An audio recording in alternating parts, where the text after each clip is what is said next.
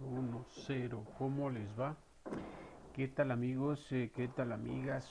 ¿Cómo están? Es Rigoberto Vargas, el de la voz. Y bueno, pues estamos transmitiendo desde la Ciudad de México. El día de hoy he querido traerles la versión original, el dicho del ciudadano presidente Andrés Manuel López Obrador en torno a los tan llevados y traídos apagones que por supuesto nuestros adversarios políticos han hecho para variar su festín político preferido. Así en esa tesitura, en ese ambiente vergonzante para nuestros adversarios, es que nos encontramos en este momento de la política mexicana. Andrés Manuel explica en detalle, pero además les adelantamos que el día de mañana tendremos en la mañanera la presencia de Manuel Bartlett Díaz y de los principales funcionarios encargados de la generación eléctrica en nuestro país. Técnicos, directores, especialistas estarán mañana explicando en detalle lo que ha sucedido en torno a estos famosos apagones en el norte del país y que inclusive llegaron a afectar algunas zonas del centro y, por ejemplo, lo más cercano, el Estado de México. Por lo cual, bueno, pues dejamos que el presidente explique en detalle el de esta versión para que también nos advierta cómo es que hicieron los gobiernos anteriores para dejar en una especie de postración energética a nuestro país con una dependencia vergonzante y bueno, pues lo demás lo explique el ciudadano presidente Andrés Manuel López Obrador y que sea él el que nos explique en detalle. A ver, ciudadano presidente, tenga la bondad.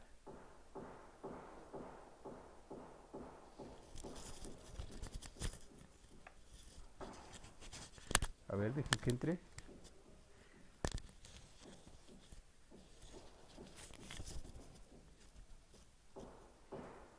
No quiere entrar. Ahí va. No, es que se canceló el suministro.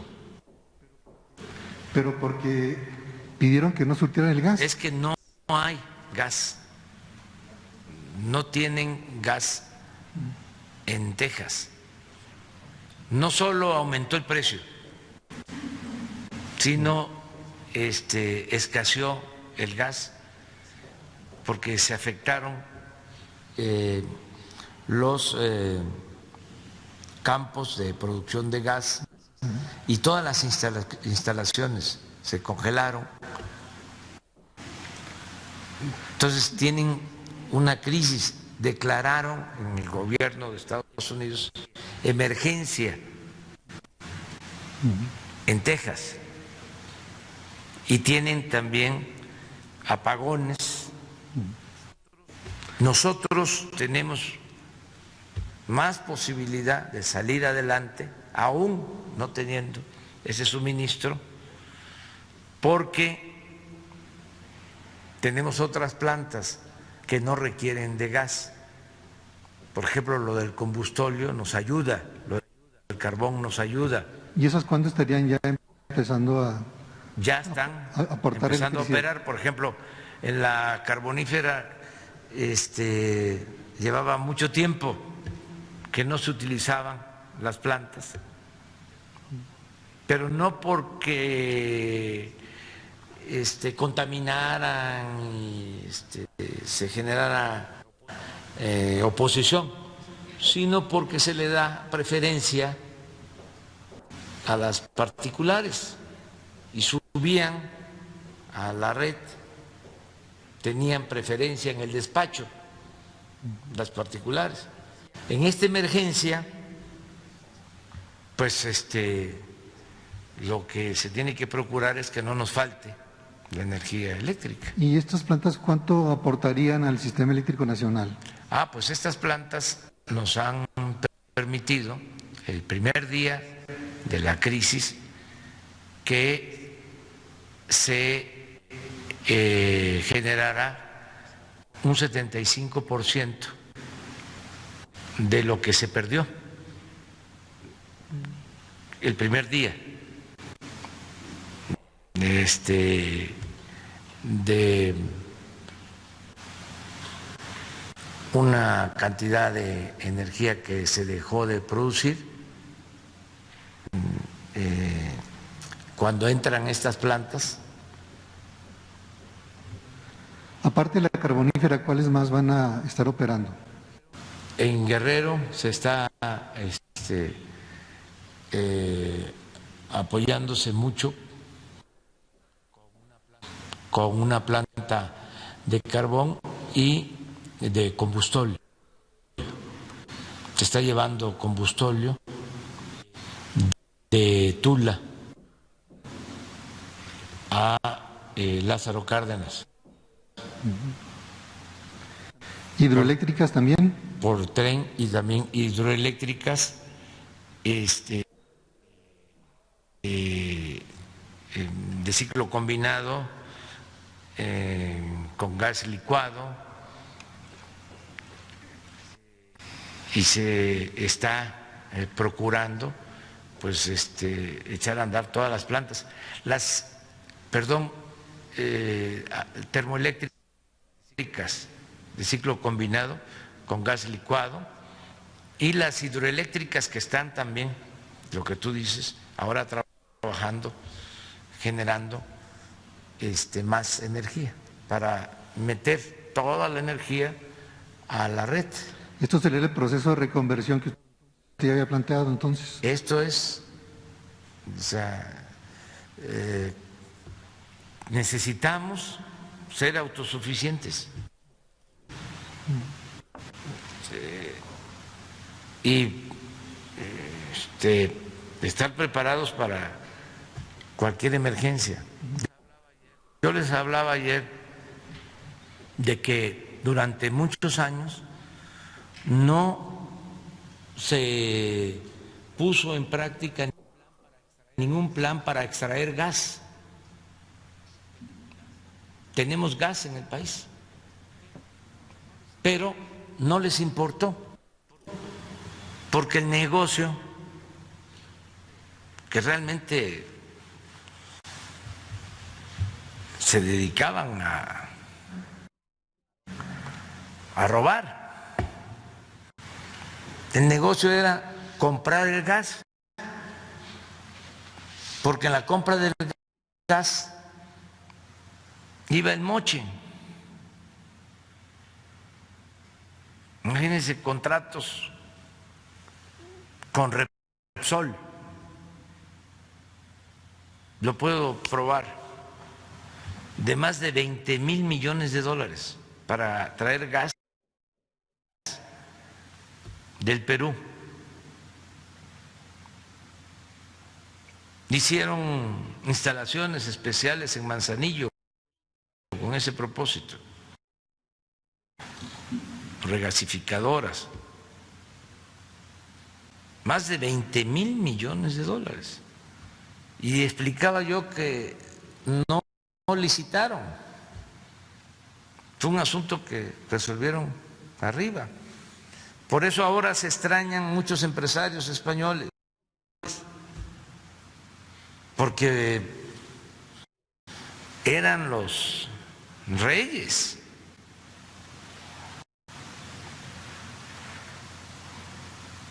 Cuando Calderón, su empresa favorita, Repsol, con Peña Nieto, OHL, las dos de España, y agréguenle Iberdrola y agréguenle muchísimas. Todavía en las licitaciones para el Tren Maya participó una empresa vinculada con los escándalos estos por los que se acusa al rey de España.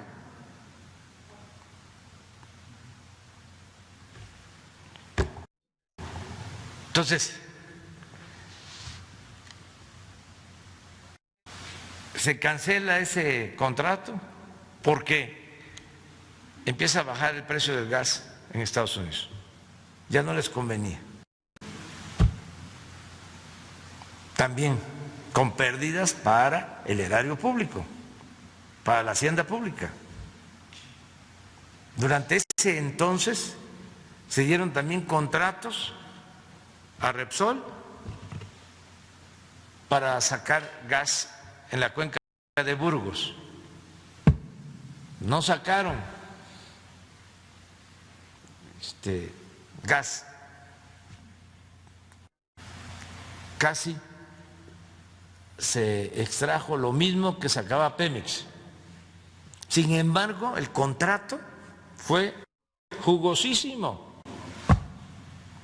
Y ya cuando no le convino a Repsol, lo canceló y se fueron.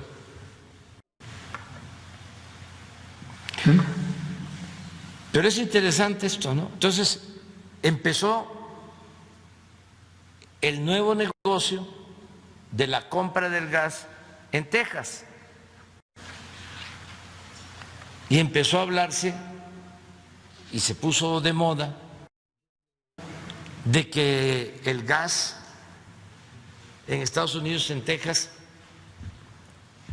iba a llegar a regalarse, porque iba a bajar muchísimo los precios, y en efecto estaban abajo los precios. Y de ahí vienen los contratos de los gasoductos en el sexenio pasado. También estos contratos que hemos hablado aquí, leoninos. Entonces se hacen los contratos para los gasoductos. Todo esto utilizando como instrumento a la Comisión Federal de Electricidad, endeudando a la Comisión Federal de Electricidad, comprometiendo a futuro a la Comisión Federal de Electricidad. Entonces, viene ahora esta crisis, aumenta el precio del gas, tenemos que tomar decisiones. Afortunadamente, se había decidido desde el principio no seguir cerrando plantas de la Comisión Federal de Electricidad, porque el plan de estos tecnócratas era desaparecer las plantas de la Comisión Federal de Electricidad, que se convirtieran en chatarra, para que todo el mercado de la industria eléctrica le quedara a particulares. Entonces, por eso esta crisis no nos agarra en estado de indefensión, porque tenemos plantas que tuvieron un presupuesto para su mantenimiento y se decidió que se conservaran aún subutilizadas, porque por ley no pueden operar al 100%, porque el despacho de la energía, el subir a la red la energía, privilegia con la legislación actual neoliberal a las particulares. Por eso hay ahora muchas protestas, porque hay particulares que producen energía eléctrica o que simulan producir energía eléctrica y se benefician de subsidios porque no pagan todo lo que es la distribución de la energía eléctrica. ¿Y cuántos son los costos de estos subsidios a los particulares? Miles de millones de pesos.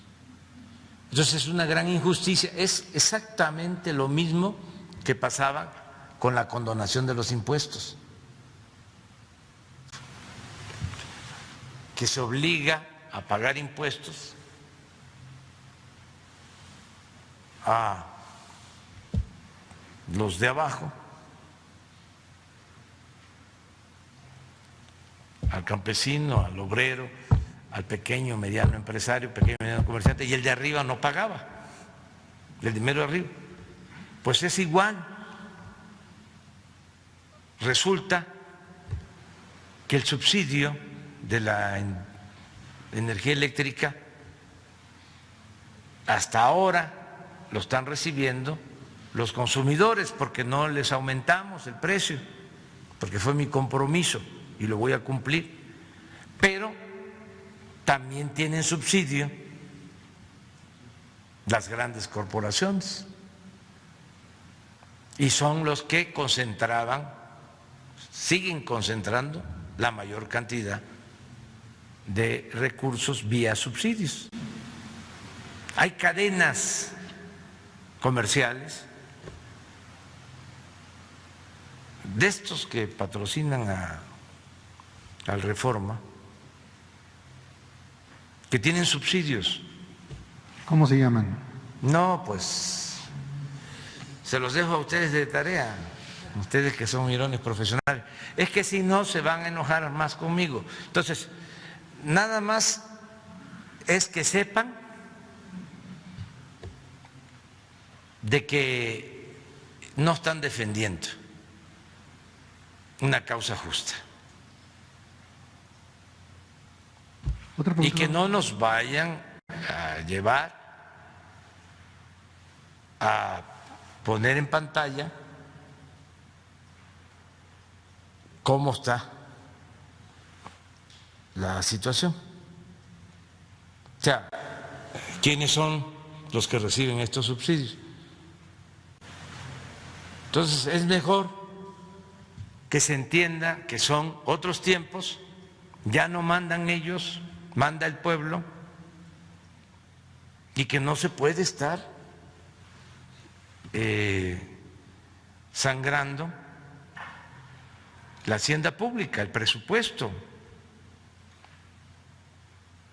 Finalmente, señor presidente, no sé si la CFE pudiera dar un informe detallado de los cortes, porque está afectando a mucha gente, sobre todo en el norte, que ahorita tienen pues el impacto fuerte del invierno, las heladas, y en las ciudades importantes o pequeñas hay abastecimiento, pero por zonas, y sobre todo las colonias pobres son las que no tienen servicio, y luego se les corta y no se sabe cuándo, y entonces eso afecta mucho el proceso pues, de la gente en su casa, Sí. en su trabajo, en las escuelas.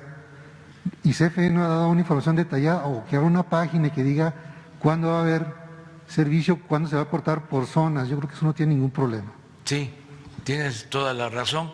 Yo ya di esa instrucción, que desde ayer estén informando, lo han hecho, pero no lo suficiente, hace falta.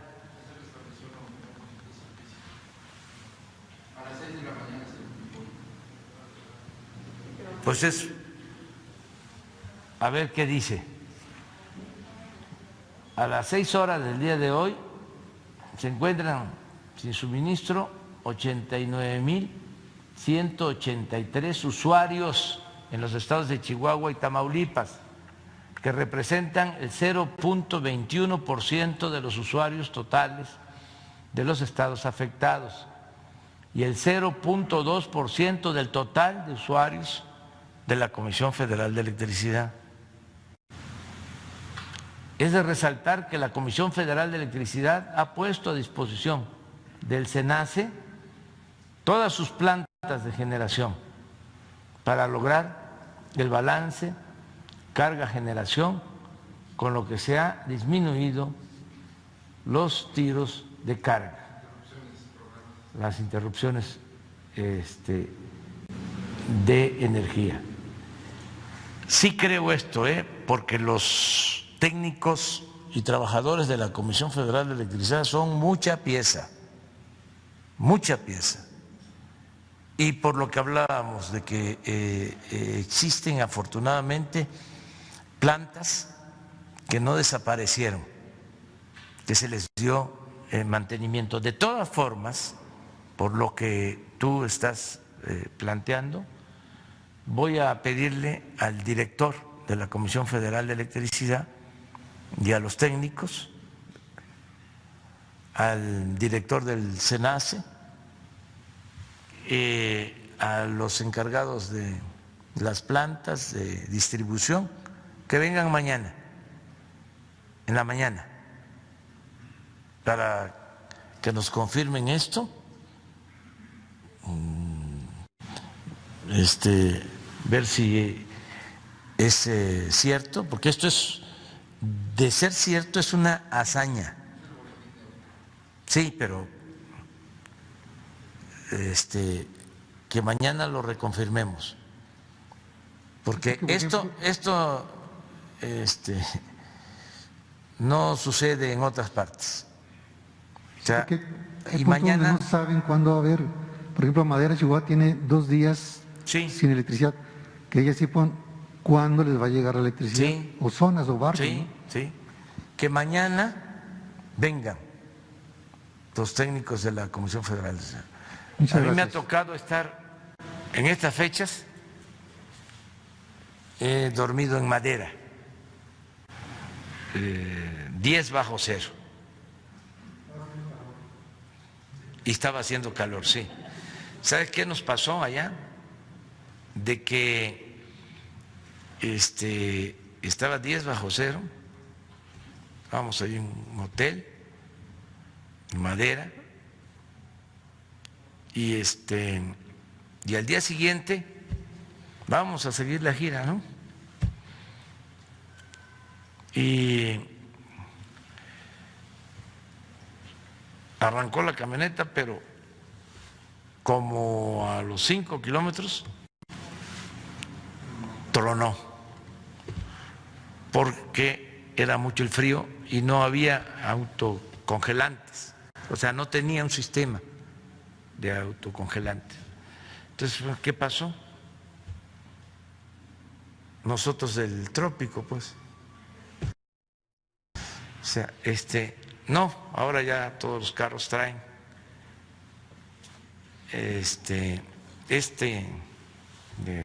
mecanismo, ¿no?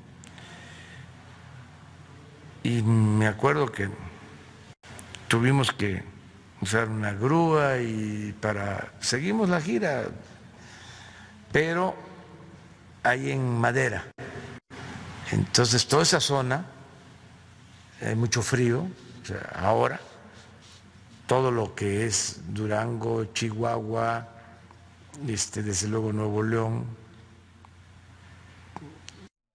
es una zona que está afectada, pero bueno, esta es una muy buena noticia de la Comisión Federal de Electricidad. Les tengo mucha confianza a los trabajadores, a los técnicos. Por eso defiendo a la Comisión Federal de Electricidad. Porque imagínense destruir a la Comisión Federal de Electricidad, que fue lo que hicieron. Lo que pasa es que no les dio tiempo. Porque lo que querían era desaparecer, que compráramos toda la energía eléctrica, que se convirtiera la Comisión Federal en una oficina para entregar recibos, cobrar la energía eléctrica y por el otro lado contratar la energía y entregar todas las instalaciones. No les dio tiempo, fue como en el caso del petróleo, que entregaron el 40% del territorio de la zona petrolera y quedó el 80%. Y en ese 20% se entregaron 107 contratos.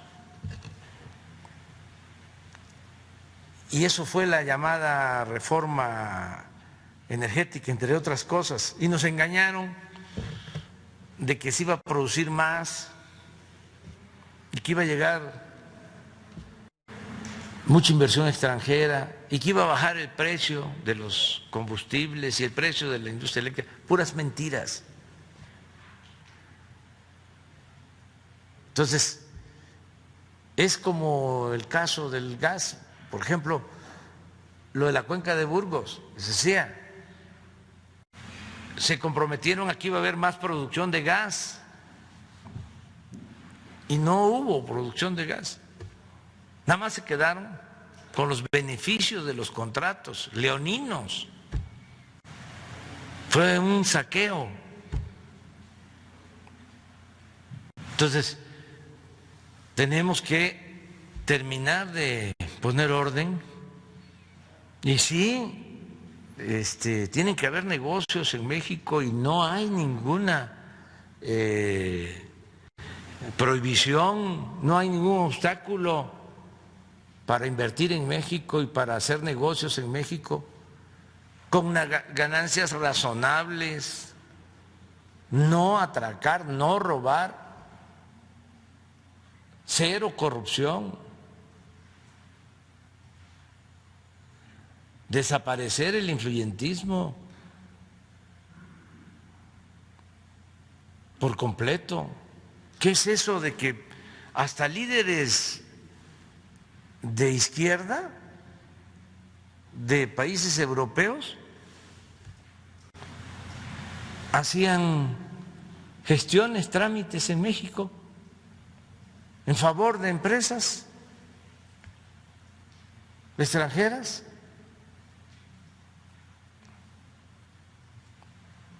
Y les pagaban para eso. Y venían aquí todos como si México siguiera siendo tierra de conquista y a saquear. Eso ya se terminó y no le hace que le dé coraje, que se enoje la dirección editorial del País o el New York Times o el Washington Post o el Financial Times, el Wall Street Journal. No. Si necesitan explicación, te las damos. Como le decía el señor gerente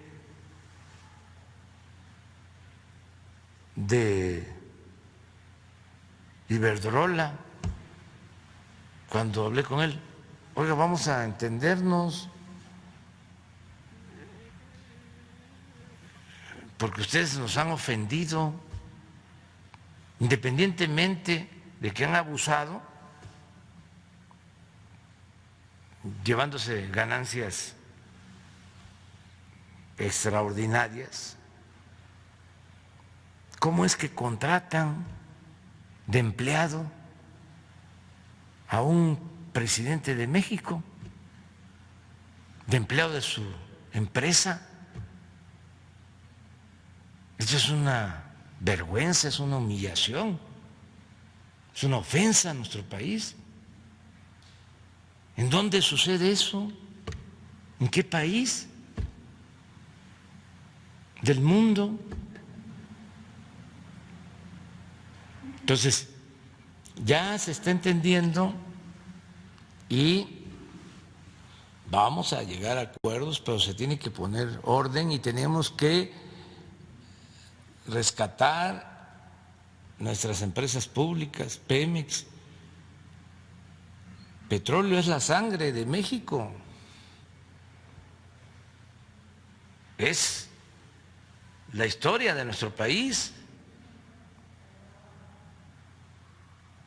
Petróleo se descubre,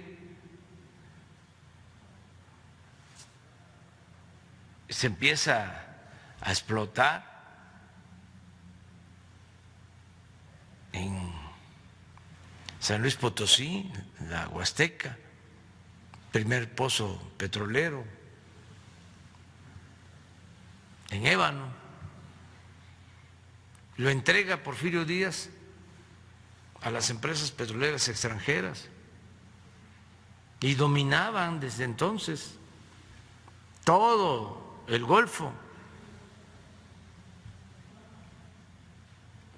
El presidente Carranza logra que en la Constitución se establezca, en el artículo 27, que el petróleo es de la nación, pero nunca, o llevó mucho tiempo, que se en aprobarse la ley reglamentaria. Quedó en la Constitución, pero no había ley, porque se oponían las empresas extranjeras. No pudo el presidente Carranza más que eso, que fue muy importante, ese paso. No pudo Obregón, no pudo el presidente Calles. Es hasta que llega el presidente Cárdenas. En el 38 se recupera. Vuelven a entregar después contratos, riesgos, así les llamaban. Y así se les llama ahora. Ahora se llama contratos de utilidad compartida. Pero después de la expropiación que se entregan estos contratos riesgos, se dan concesiones para explotar todo el Golfo. Y es interesante porque don Adolfo Ruiz Cortines modifica la Constitución, el 27, y establece que no se permitían ni contratos ni concesiones en materia de petróleo. Y luego el presidente López Mateos, no, don Adolfo establece que no se permitían concesiones, que fue un avance. Y con el presidente López Mateos, el sexenio siguiente, se vuelve a modificar el 27 y se establece ni contratos ni concesiones. Y con el presidente Díaz Ordaz, a pesar de todo lo que sabemos, era director de Petróleos Mexicanos, don Jesús Reyes Heroles. Y se cancelan los contratos riesgos. Y fíjense lo que significó esa decisión. En el sexenio siguiente se descubre Cantarell, que estaba en la franja concesionada en los contratos riesgos. Pero como se cancelan un sexenio antes, ya se pudo utilizar el yacimiento enorme de Cantarell, que nos dio pues 40 años, todavía sigue en declinación, pero sigue produciendo. Estamos hablando de uno de los yacimientos más grandes del mundo, pero la visión de dejarle a la nación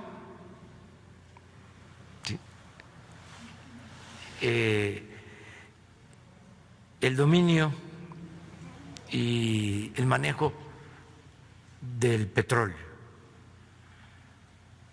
Entonces, viene la política neoliberal y vuelven a la entrega. Empiezan, ¿no?, con la llamada reforma energética y empiezan a entregar bloques del territorio, en tierra, en el mar, en aguas someras, en aguas profundas.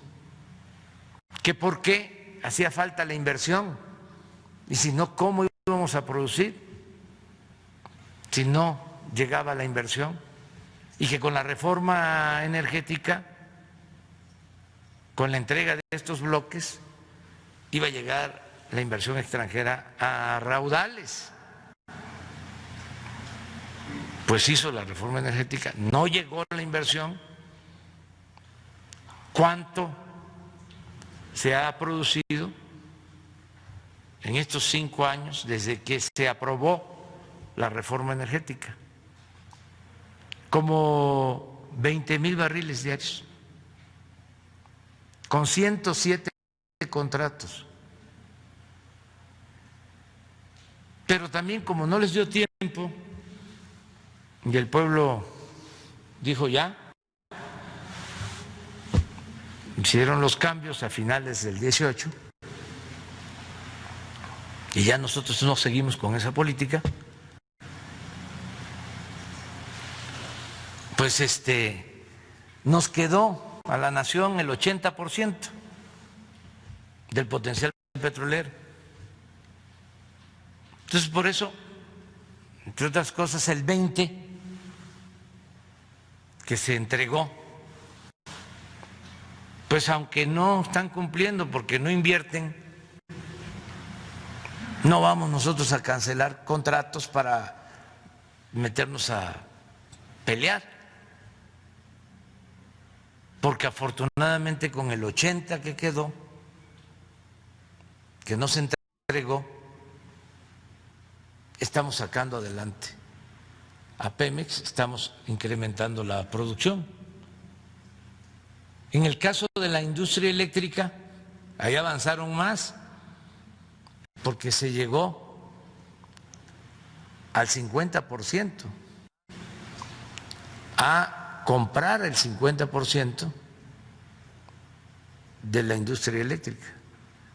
Entonces, ahora lo que queremos es, sin que dejen de participar los particulares, consolidar a la Comisión Federal de Electricidad y que ya se detenga la política entreguista. Entonces, eso es lo que se está haciendo y mañana vienen los directivos de la Comisión Federal y los técnicos aquí a informar al pueblo de México de cómo se originó esta crisis, quién la produjo y, lo más importante, qué se está haciendo. Y sí creo yo en este informe que acaban de presentar, porque son muy buenos los técnicos de la Comisión Federal, como los técnicos de Pemex, como los trabajadores de la Comisión y los trabajadores de Pemex. Cuando hay huracanes que padecemos, hay inundaciones, a los 2, 3 días ya se restableció el servicio por los trabajadores. Entonces eso es una garantía, el tener trabajadores y técnicos muy comprometidos con estas empresas públicas. Y ya nos vamos. Ahí tenemos rápidamente, mis queridos amigos, lo que es un recorrido histórico que para su presidente pues es una auténtica eminencia. El presidente tiene una claridad histórica que todos los días nos está dando a conocer pues algunos elementos de nuestro proceso histórico en la constitución de nuestro Estado-Nación y nos da estas lecciones de historia que de verdad son para celebrarlas. ¿Por qué?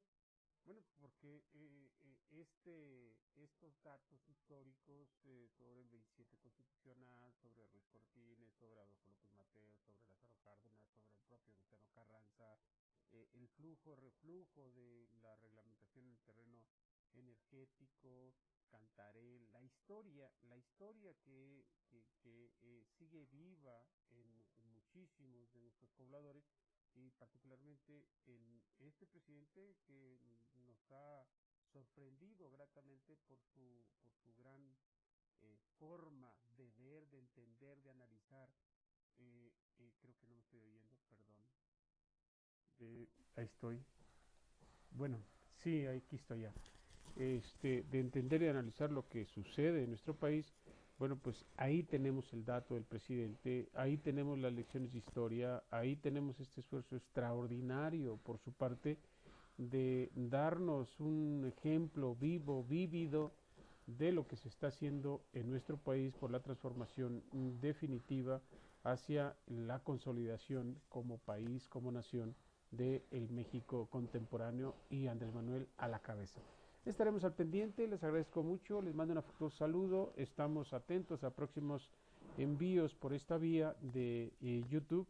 Les mando un afectuoso saludo, es Rigoberto Vargas, los invito a que nos hagan favor de suscribirse a este canal para que tengan pues la información que estamos subiendo habitualmente desde la cosa ecológica hasta la parte del análisis político. Que tengan un espléndido día, hasta la próxima.